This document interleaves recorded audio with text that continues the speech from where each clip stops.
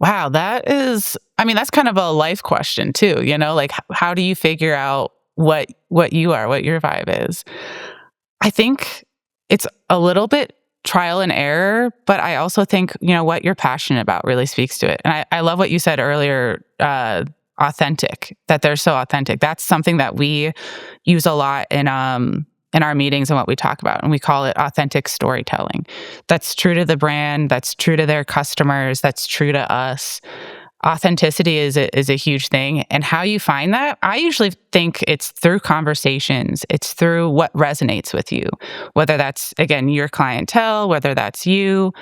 I think that's what we do. And it's a little trial and error, like just making sure things work. And that's the only way forward is by making mistakes and finding wins.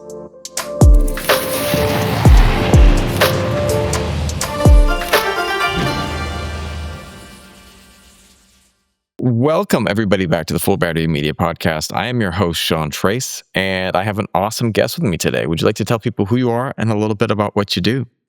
Yeah, hi, I'm Sara. I run a studio called BS Creative. We focus on two different arms of the business. One side is audio and the other side's video. I'm the video side, and we do a lot of docu-style and commercial content. That's awesome. How did you get started in this career? That is a great question. I always say that video ruined my whole career. When I was younger, I was really interested in robotics, but I wasn't great at building. I was definitely more on the programming side, and I always wanted to be an artist, and I wasn't really sure how those two things went hand in hand. And as digital cameras became more and more accessible, I started taking more photos, making little videos, putting those up on YouTube. And over time, I actually got into live web broadcasts for concerts. And then out of that, I transitioned into marketing. I went to school for visual communications, and the rest is kind of history. I have a background now in marketing, and that's kind of the whole long and the short of it is that transition over time. I joke that robotics would probably take me further these days, but I just have such a passion for storytelling that I haven't questioned it since I decided to pursue video many years ago. That's awesome. Right? Well, it's interesting because humans have been storytelling since we can remember. I mean, the paintings on the walls of caves were attempts at self-expression to document, a human's experience. And we still now have, throughout time, done it through story medium, written medium, oral traditions of, I used to think, it blows me away that the Iliad and the Odyssey were from literal oral traditions, people just sharing these conversations, these stories that they would remember. And I mean, I'm sure the stories changed over time, but then eventually they were written down because they found that it was a better way to share the stories. And then, we got video medium, first of all, photos. But I remember reading or hearing about the story about when they had one of the first movies. It was I think the Lumiere brothers, and they had the train that was just coming across the screen. And people were diving out of the way because they thought that this was a real thing. And it's absolutely fascinating to me that we just have evolved to these points. And now, everyone can share a little bit about their life and their journey, and the beauty of it took me a while to get used to short form because I love longer form, more narrative style storytelling. But short form gives these snippets of a person's daily life. This is what I'm processing. This is where I'm at. And to create some type of shared human experience, it's beautiful that we're able to come to this point. And storytelling is still a core part of that, I believe. Oh, 100%. It's a huge part of it.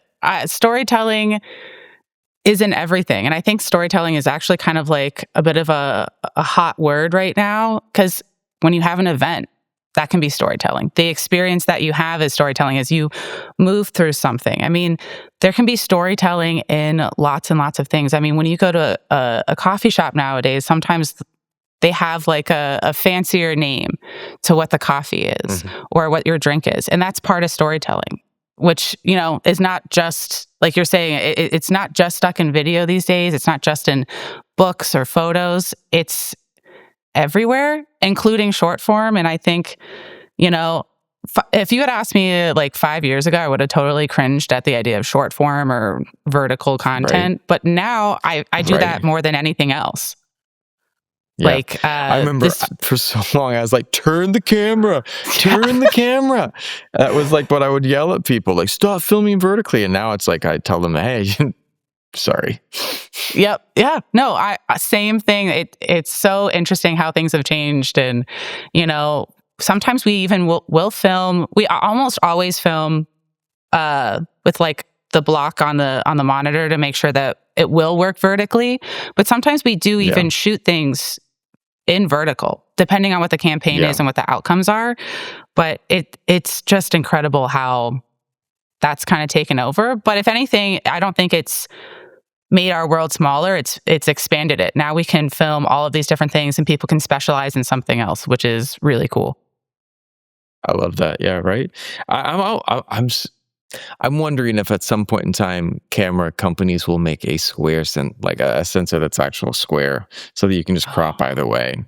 Right? Wouldn't that be Yeah. awesome or interesting? I don't know if the lenses would allow it though. You're going to be getting, you might be losing pixel, like in the corners, but Yeah. I don't know.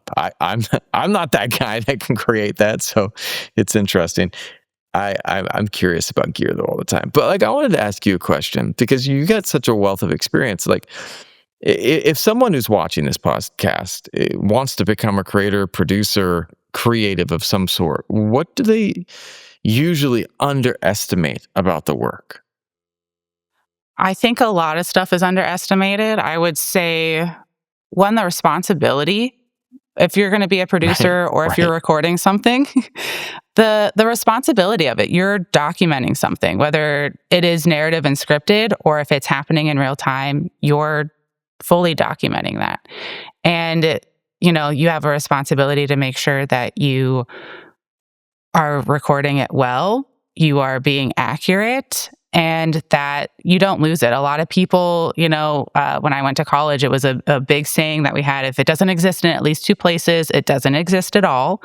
So there's a lot of responsibility around this. I also think that it comes back to storytelling again. Like, it's great to have a bunch of beautiful shots, but if you don't have a story, if there's nothing that you're working towards, that's all you have is a bunch of really beautiful shots. I completely agree. And I think that that was something that I remember early on when I was working with some of my editors.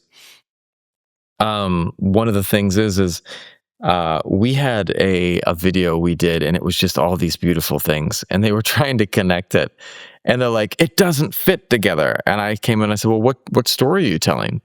Like, what is the theme? What are we trying to say here?" "There's no story. It's just a bunch of video that was filmed at an event." I said, "It was at an event?" They're like, "Yeah, it was at an event." And I was like, "Okay, well, we can do a couple things. One, you can look at, are we shooting this from time perspective? Like, the order that these events happened. Is there like a chronological progression in there?" They're like, "Well, yeah." I was like, "Okay, let's look at that." And then I was like, "Or we can look at it from grouping different people together. Mhm. You got all this footage of this person and this person and this person." And they're like, "Oh, we didn't think about that." And I said, it's never about just the pretty images. It's about how do pretty images come together to make something that connects to people's heartstrings, And it's like, I think a couple years ago, there was this beautiful time period on YouTube where, it was before short content, form content kind of caught on, and I think it was like at the peak of the YouTuber, like the vlogger type. Casey Neistat Yeah. had this great advertising commercial, and they were filming. He had this giant drone that he had pulling him around a ski resort. Like that was the whole video. Like it was just getting hauled around the ski resort the whole time, and just like, wow, this is awesome. And then the video finished, and then Samsung came up on screen, and I was just like, that was a commercial. Like that was a sponsored commercial. Are you guys serious? Like this was like your version of like a TVC, like except on YouTube. And I was blown away. But like I was sitting there going, bravo, because there was a story to it. And it was something that I was like, dude, the kid in me was like, I want to get a giant drone to drag me around a ski resort. That sounds awesome, you know? But that story is what connected to people, because everyone has a kid inside that would love to do some crazy stuff. Oh, yeah. I mean, like I was saying earlier, there's a story in everything, and it should always be serving that, whether it's a commercial or anything, even a demo reel, you know, should always be telling a story. It should be telling the story of your work, and there should be an arc to it. You should start with your best stuff, and then it should flow into different things. If you're just randomly assembling stuff that looks good, you know, that's great, but you're not telling anything. Tell me more about your work. Tell me more about what you do. The best ones do that. And, you know, whether you're trying to like I think back to someone I work with a lot. He's an animator. And, you know, he started with animation. He flowed it into different sections of his animation, you know, starting with what he really likes, moving into client work, moving into stuff that he does personally. And then he had a little bit of stuff that's like, you know, lower thirds, whatever, you know, like, but there's still a storytelling. And you know from watching it what he was passionate about, what he cared about in the pieces and how it flowed together. I think you should always be working towards that story, whether that's, again, like something as simple as being pulled around a ski resort or figuring out a way to connect all of these separate projects. There's always a story to be told. And if there's not, why are you even making a video? Like, what's the purpose? And that's kind of another way to say storytelling is purpose. Ooh, I like that. Yeah, right? Because there's always something that you're trying to convey. You know, anything. I taught English for a long time as like a side gig, side hustle, and you know, I was in Asia and I was running video production, but like at the same time, I was like, well, I was doing other things. But the cool part is when I was teaching business English, there's something interesting I learned. It's that everything that you're communicating has a purpose. Right now, like tonight, I was supposed to get some headshots shot today. Someone was like, Sean, you need new photos on LinkedIn. They'll look a little bit like more professional, but more you. Like you can still be like smiling and happy, but make them just like a little bit more pop, a little bit more creative. So I was feeling unwell. I canceled actually everything yesterday. I was feeling better today, so I was like, I decided to go ahead with this one, and someone canceled before you, so I was like, I just got one tonight. I can pull that off, and then I'll rest the rest of the weekend. But I'm still like a little bit under the weather. But I had to cancel my my photo shoot this morning because I looked like shit. Like I looked horrible. My eyes were all puffy. I was like got a sore throat, and I was just like, no, not a good vibe.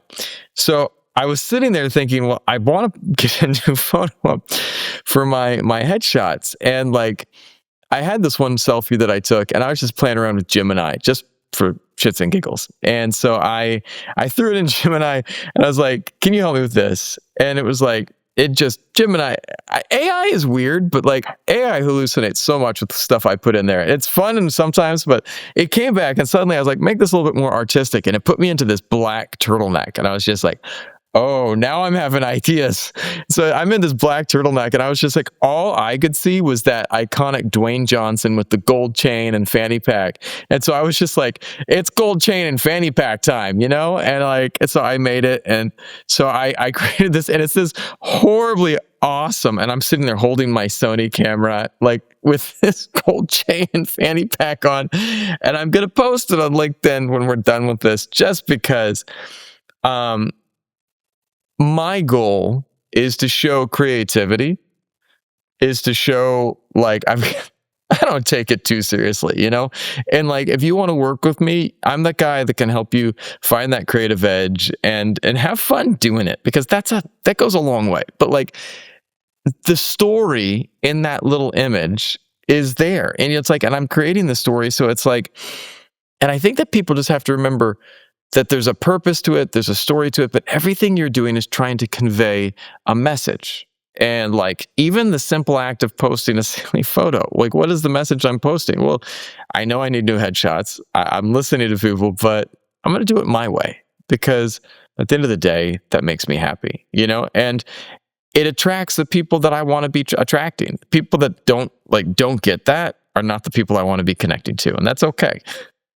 Yeah, no, I totally feel that. My picture on LinkedIn is like an action shot of me taking a photo, because that's kind of Which is like, awesome. Oh, thank you. But that's like the story of me. That's what I do, and that's when we were figuring out our agency name, we picked BS Creative. My partner's name starts with B, mine starts with S. It worked. So it might Which is turn an some people awesome off. name, by the Oh, way. thank you. No, it's a great name, man. If people can't get it, they just, oh, I just don't know. But That's like, where see, we're that's at. We're not going to attract everyone, and I don't think 100%, that we want to do that. We're pretty selective with who we work with because we want which to is make awesome. sure that we're all aligned and we're creating something that everyone's excited about. And if you are put off by the name, that's totally fine. We understand why that might be, but we probably just wouldn't be a good fit.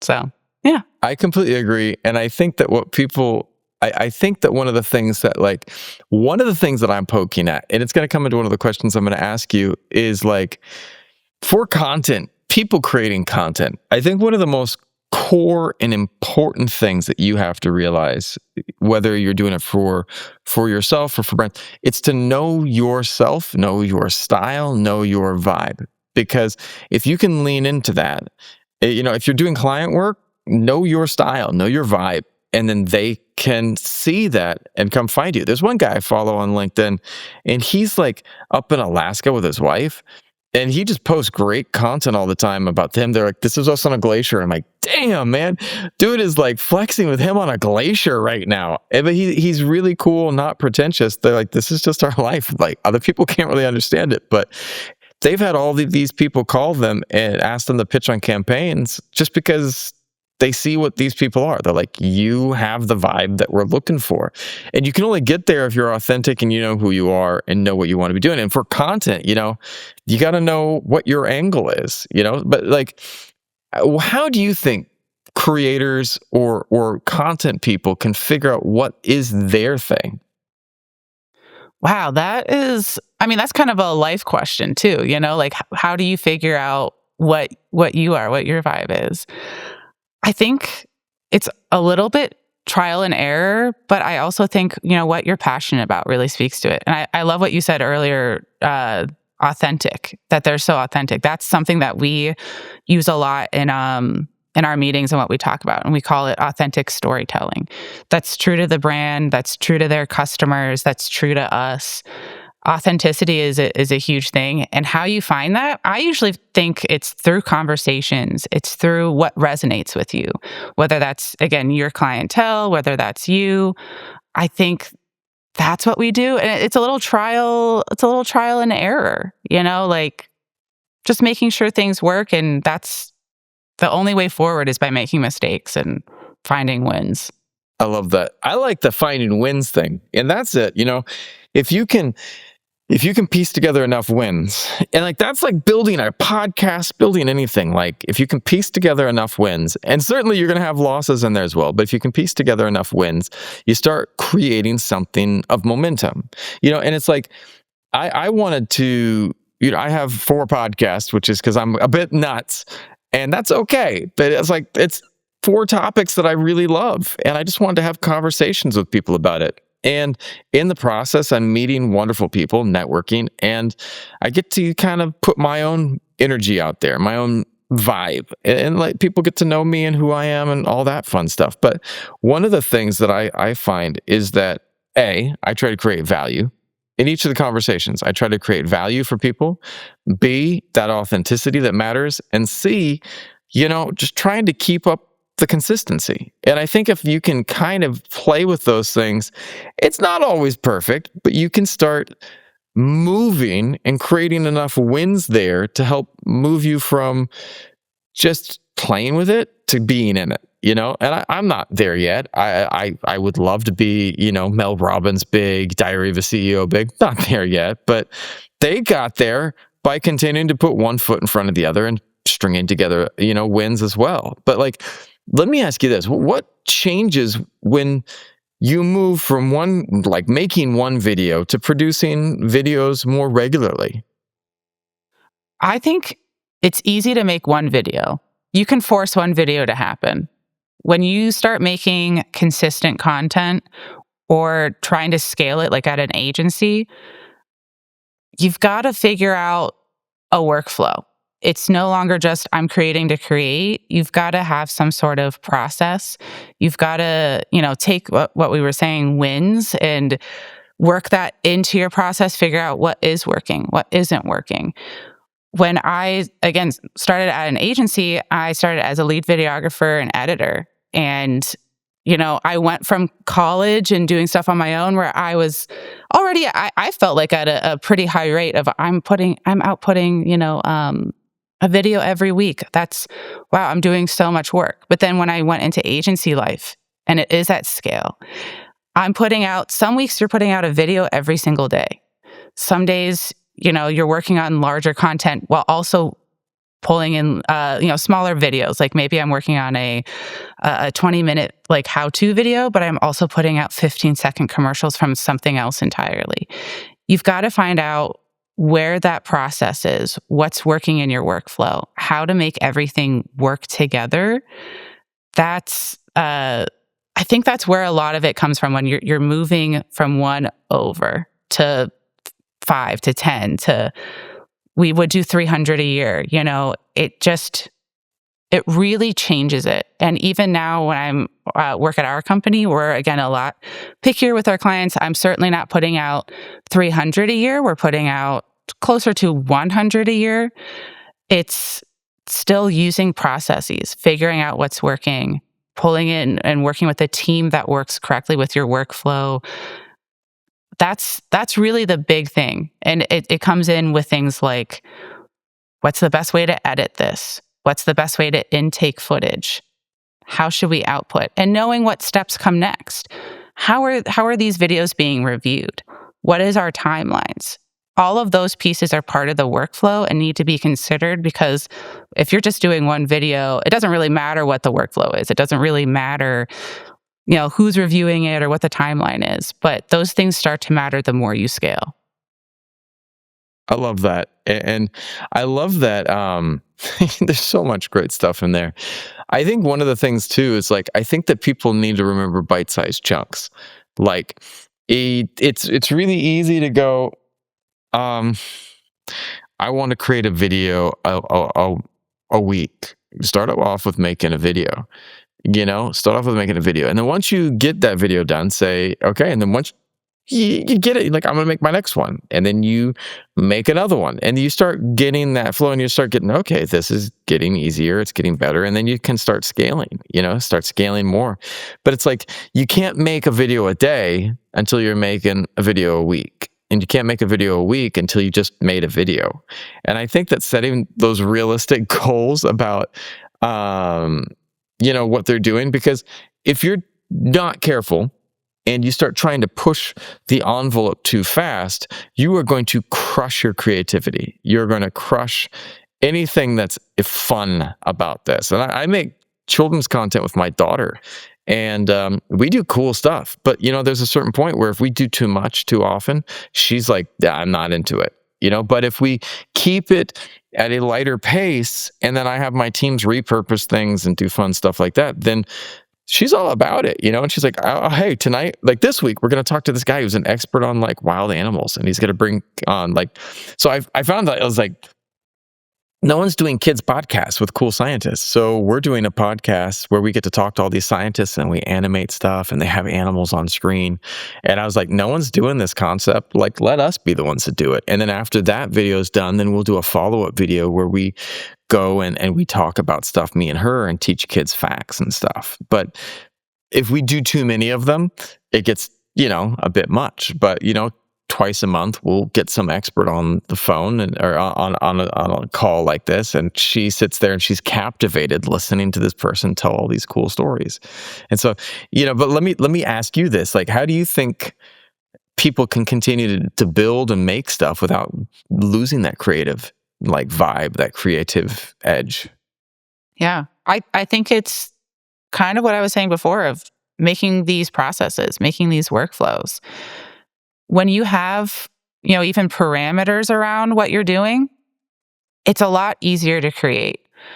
This is kind of off topic, but my friends and I, we put on presentation parties once a quarter, and you can present on anything you want. And everyone always says, this is so hard to figure out because I can pick anything to present on. When you are working with a client and you've got constraints, whether that's budget, whether that's Right. timeline, all of those things, Right. it starts to create a box. And I think a lot of creatives think that, oh, well, now I don't get to be creative. And I think it's the opposite. I think once you've drawn the box, you know where you can go, and then you can do whatever you want inside of that box. It's not a free for all because you should know what your story is, you know your direction, you should know budget, timeline, all of these things that should already be a part of your workflow, your process, Right. which is part of what helps you scale too. So like all of these things together work towards making the best creative possible. Because I mean, even when you do something that's just like for yourself, it feels like it can take forever. Like I'm in the middle of a personal project that's been drawn out for over a year because, well, I can take as long as I want. But when I have client work and you have a timeline, I sit there and I'm like, all right, let's start brainstorming ideas right now. And you sit there and you do it. And sometimes you come up with the wildest ideas where sometimes if you've got limited or unlimited budget or time, it can move slower. There's all of these things. I think Right. the box is what creates creativity. I think we need to kind of shift that mindset away like that. from, I can be more creative without the box. I love that because it's like you're right. We were driving home the other day, my daughter and I saw this one kid who had the coolest stick that he was carrying. It was the most awesomely cool stick. And my daughter's like, what is that kid carrying a stick for? And I turned to her and I was like, hold up. And I said, that's no stick. I said, Ilani, that was, and I said, actually, it could have been anything. But my bet was that stick was so cool, it was probably maybe an AK-47. Or maybe it was some other thing that, like, in his mind turned him into a superhero. Maybe it was a giant, like gamma ray thing that can turn people into mutants. Maybe it's a 3D printing gun that he can print anything in his mind that he wants. I said, but I promise you one thing, it's not a stick. And one of the things, like when I go about creating things, my early videos were, when I got started, I'm old, but yeah, I had like our first like boss that bought me something to be creative with, got me what was called a flip. I think it was like a flip camera, and it was Was it wild because vertical and white, the vertical ones? it had a USB portal that flipped out of it, Yes. and it was I yeah. remember those. Yes. Yeah, I had one. It was just this little thing. Yeah, it had it was vertical, and you press the button and it had a Mhm. little thing that popped out and you'd plug it into your computer.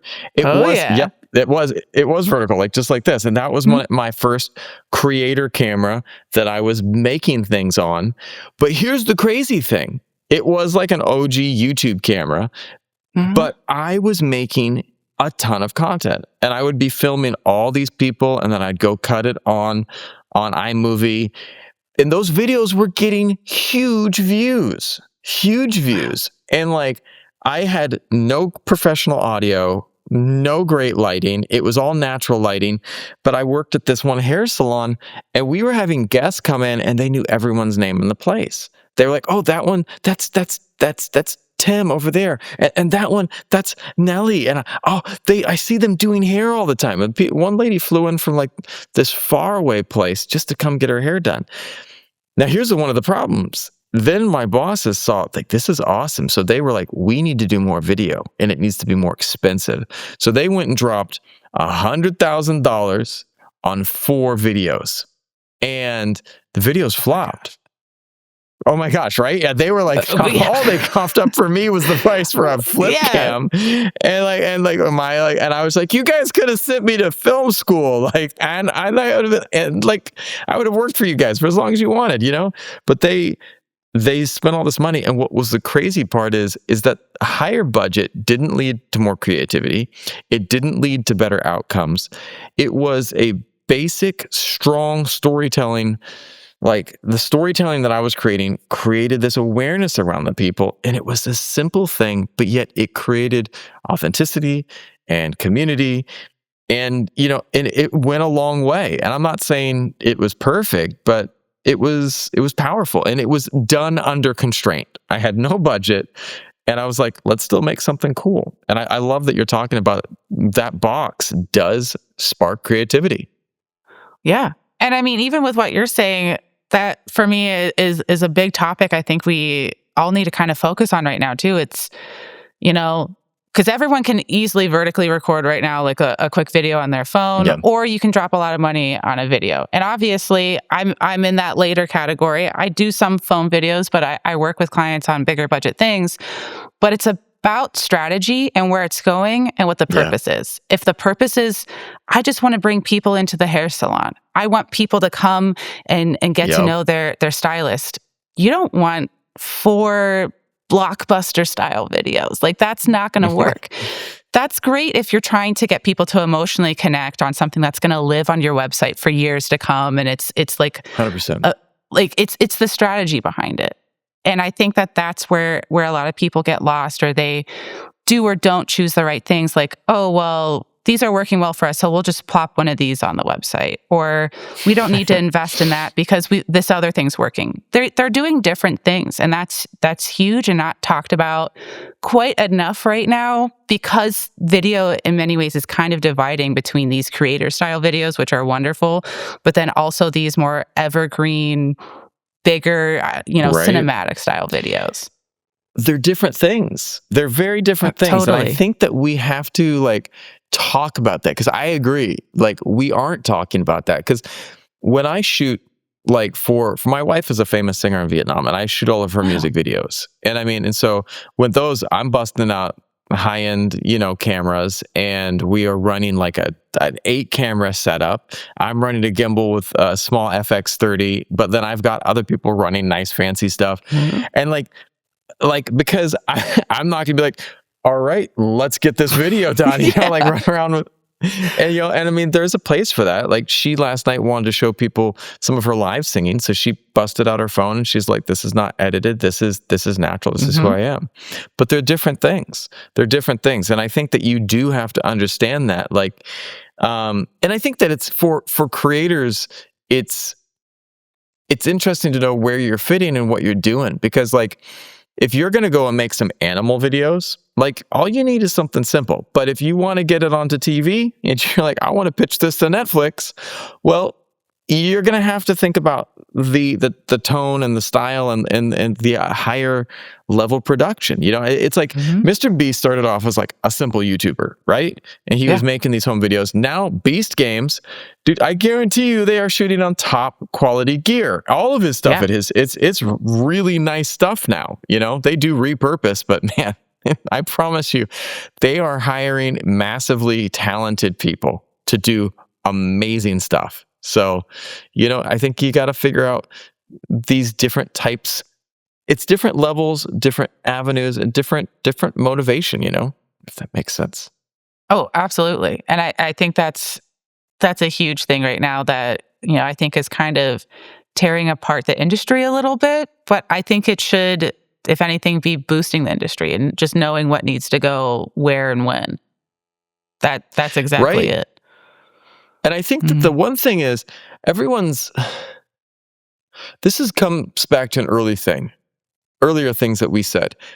For creators, for people working in this industry, I think there's a lot of fear about how the industry is going to change and things like that. But it's one of the things that I think that I would be forcing people, having people look at more, is just say, we all have a niche. Every one of us is good at something different. And figure out what it is that you lean into. If I had to pick one thing that I'm really good at, man, I'm good at educational kids content.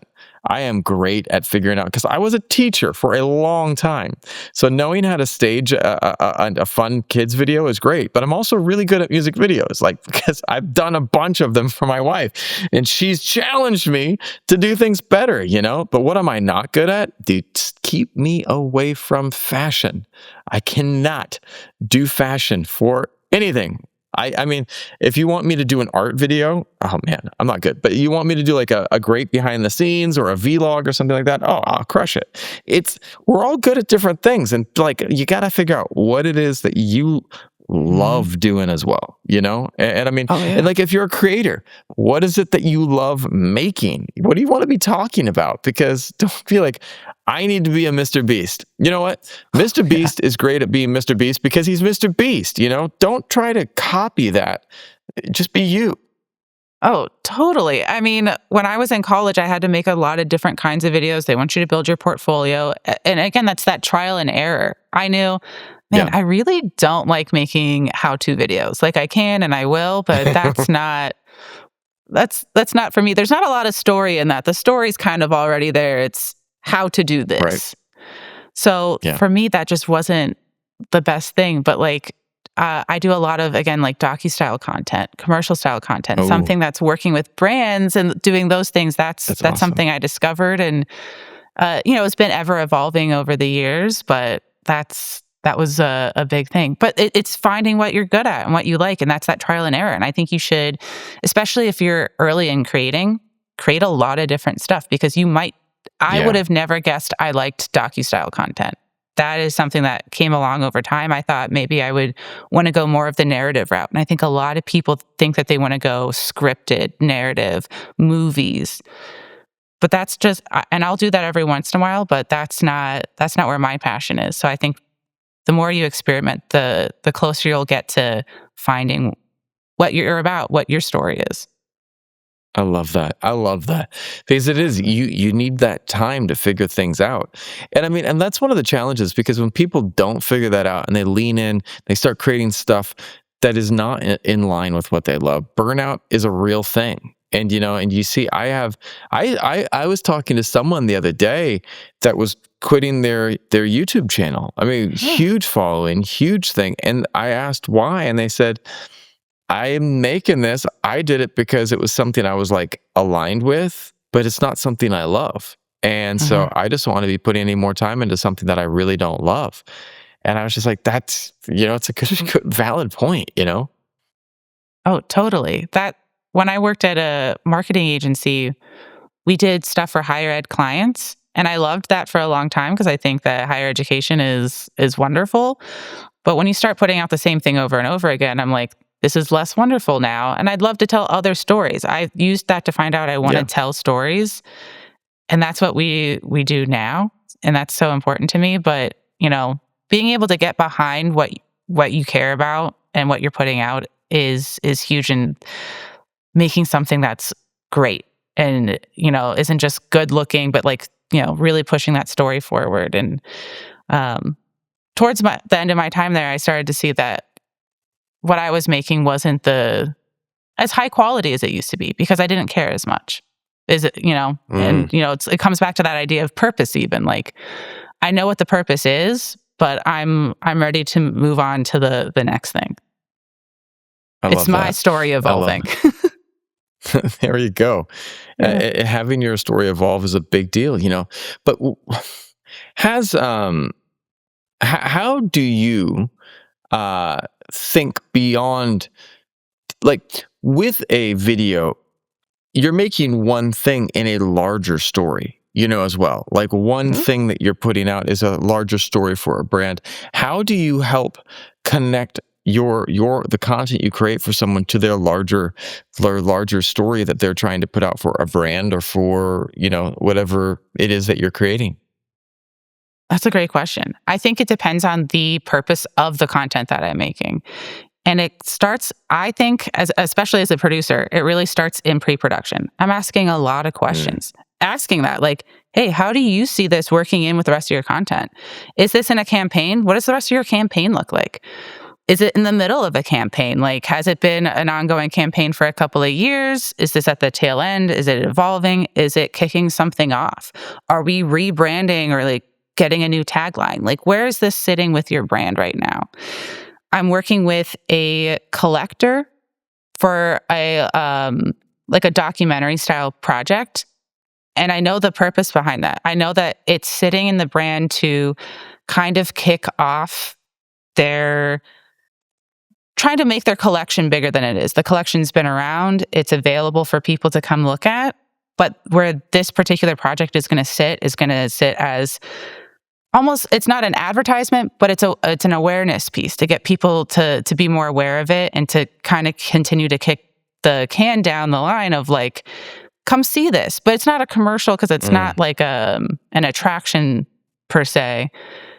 But that's where it's sitting in its brand. It's this very like niche place, and it comes from asking all of these questions. I could have made them a commercial. I could have just made something about the collection and let it sit that way. But having those questions asked at the beginning, like, well, how do you see this? Where are you going to put this? How are you going to use this?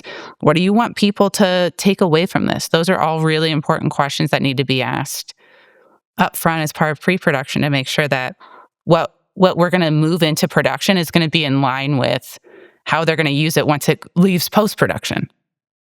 I love that. Thanks. Do you think that there is that the shift? Because I was talking about this earlier, with I was like a camera that's a square shape, But do you think that the shift to vertical form and multi-deliverable content changed the skills a creator needs? Because you sit there and for years, like I'm sitting there going, all right, we're filming like this, and then now, it's like this, and it's a different type of story, and there's different things that are needed, and there's all types of new skills. Like I remember when I first got started, like it was all, we were using DSLRs, horizontally, and then we switched to mirrorless, but again, it's also horizontal. And now one of my go-to, it was big and heavy stuff, and you're on the fly trying to keep focus and all that. But now, like, I use my Osmo Pocket 3 as much as anything for behind the scenes or for like vlogging type stuff. It's just so simple and easy. I mean, if it's a bigger, shoot for a client, it's different, but the tools have changed. Do you think the skills people need are also changing? No, I think that the skills around storytelling and video production are the same. I think that we're problem solvers. We're given stories, and no two stories are the same. And if you're telling the same one over and over again, maybe you need to dig a little deeper. So I think that it stays the same. I create a lot of vertical content right now. A big project I did this fall was there was a charity bike ride from the Gulf of Mexico up to Annapolis. And so I was getting footage downloaded from the team as they were out there. And every 2 days, I was outputting another video vertically that they can share in social so people could follow along. It's the same skill set that I would have used if I was putting out horizontal style video, but now I'm just thinking of it more creatively. Like, okay, well, it's just going to be part of this shot. Well, I can use this shot because I can just crop out the rest because it's vertical. Or I really want this whole thing in there. Well, maybe I'll stack 2 shots on top of each other to get more screen in there. Or maybe there was one shot that I used where 2 cameras were rolling at the same time of someone like pushing off from their bike. And I was able to layer those on top of each other to make it feel almost like it was one shot. In a way, like in one, you see someone, the top, you see them leave frame, and in the bottom, you see their tire entering and going through a puddle.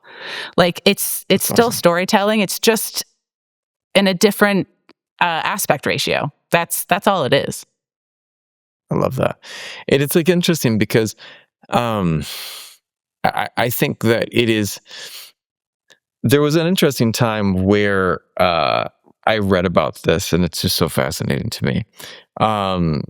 It was this perspective on the instruments throughout time that were destroying music, and it was like classical time period, and like because things that we think as traditional instruments actually at one point in time were an introduction to the whole like pantheon of musical instruments. And it was interesting because when the violin came along, like, what is this horrible new thing? What? It's just destroying the music. And now we think it's like part of this. But you think about the piano. the piano was seen as this adulteration of a traditional instrument. Like in the early pianos, like if you listen to Bach and Bach is played on a piano, that's not how Bach heard his music being played. Oh. Bach, had this, it was more of a plucked instrument. There was a piano that was actually plucked. That was what they played at that time. And it sounded more like it was a very different sound. And so what we hear when someone plays Bach on the piano, it's completely different from what he envisioned. But yet at one point in time, people were like, this is evil. It should not be allowed to continue. And there was like, in the times when these instruments were brought out, it was just seen as this sacrilege. My point being, whenever we change to something new, there is this pushback on the format, on the medium. But what was written by Bach is still beautiful music. Whatever the instrument Mhm. that it's played on, whatever the medium that we use to transmit it, it's still this musical genius that was created by this absolute master. And so, if you're playing on a violin or an electric guitar or a didgeridoo, I don't know if you could do it on a didgeridoo, but it's still just a different musical instrument to express the same beautiful thing. So I love what you're saying, because storytelling is storytelling. Whether you're cave painting or you're making a TikTok video, you're still creating this way that we can bridge this disconnect between humanity. Oh, yeah. I mean, there we could make a million, examples of it because it's so human. It's so part of what we're doing. There's Right. Yeah, it's still the same medium. We just need to learn to start embracing it and not be so, "Oh, no, evil." It's Right. just the So next rigid. iteration. Yeah. Yep. Yeah. If you could go back in time and give some advice to your younger self, what advice would you give yourself? Oh my gosh, that is so difficult to truly answer. Right. I Go ahead. I was, I would say probably something along the lines of, you know, it's not a competition. There's enough work to Right. go around. We're all collaborators, we're all creators, and working with a team is just as fun and useful as doing everything yourself. When I first started to transition out of being a lead videographer and editor and moving more into a producer position where I'm touching the camera a lot less. At first I was very protective of that.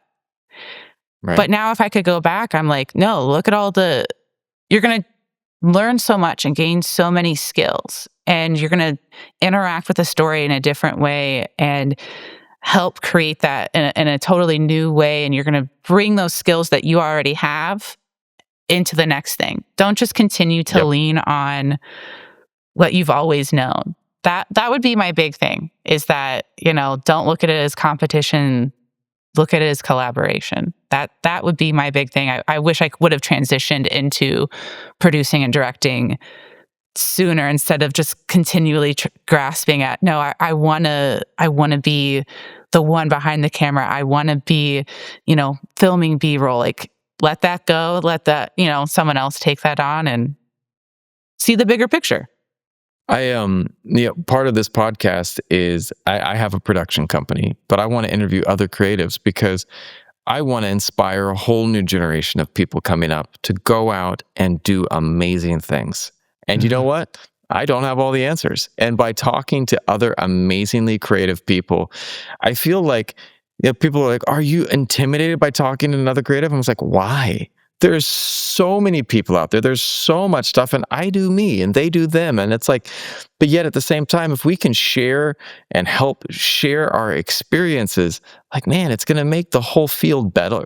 It's like, I don't know. I just feel like there's more than enough, abundant everything out there. And it's like, if we can embrace that and go out and just create absolute beauty, it's going to go a long way toward helping the whole field and profession. And it's going to inspire a new generation of creatives that are doing awesome stuff. And man, I'm looking forward to watching what they make. Oh my gosh, yeah. I sit on the advisory board at my local community college, so I can It's be a awesome. part of that in those conversations and see the upcoming talent and pour into them and give feedback that because I didn't have that when I went through college. The advisory board was very hands off. And so I'm like, no, Mm, I'll come in, I'll present to the class, I'll give feedback on projects if that's what they need. Like, I would love to be part of that and also part of those conversations as well with other professionals that sit on the board, just like this. Like, there's no competition here. I'm learning so much from no, you, and yeah. I could talk about video production and storytelling all day. Like, it's only edifying. It's in no way Right. diminishing me or work that either of us could get. It's such a big mindset shift, and it's so helpful, and it's wonderful to just. It's not competition; it's collaboration. 100%. There was, what was it? There's a term that I think it's like zero sum outcomes. And I think this is one of the things that I think that so many creatives have to shift out of. One of the things that I learned from working in Hollywood for a short period of time is that everyone works with everyone and that everyone knows everyone. And like when I came to Asia, one of the most important things that I learned is that true wealth is in your network. It's in the connectivity that you have to people around you. And the even more valuable wealth is being able to assist and help the people that are in your network. So you're like, hey, Tom, you know what? You would be a great fit for Bob. And you connect Tom and Bob, and suddenly they have a great interaction. And that builds the value for everyone. And so I think that I love that. Like, get out there, meet people, find out what they're doing. And if they say, "Hey, I've got this project. Do you want help?" Dude, why not? Yeah, man. I'll jump on. Like, if anybody ever asks me to like come on a podcast, dude, sure. Like, I'm always like 100%. Well, what do we want to talk about? I'll talk about anything, man, just as long. Oh, we don't have a lot of followers. I don't care. Can we have a good conversation? Let's have fun. It's like, I think at the end of the day, you have to look at that there and see the value in people. I remember once I worked at a hair salon, that place I was making those videos. And this one older lady came in and she's like dressed like a regular person. It was Hollywood, but she was just like dressed normal. And she's like, I'm running late. I've got an appointment that's really important later. Can I get my hair done here? Like, I just look like a mess. And I was like, you sure? Like, let me find someone. It was interesting because all the stylists were like, this was Hollywood. They were like, all these people were really famous hairstylists, and they were looking at her going, yeah, I'm too busy today. I'm like, you're not doing anything right now. You don't have anyone here in front of you. Like, I don't have any work. Why don't you help this person? She's like, I'm busy. I don't have time for that.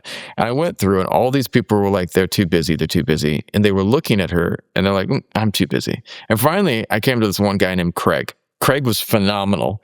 He was also famous, also really good at his job. I was like, Craig, can you help her? He's like, sure, I'd love to. Yeah. And Craig went and took care of her, gave her a great experience, got her hair done right, and got her all dressed up. And then she went and changed, and she's like, I'm heading to my meeting. Thank you. And my boss came out at that moment and saw the person. She's like,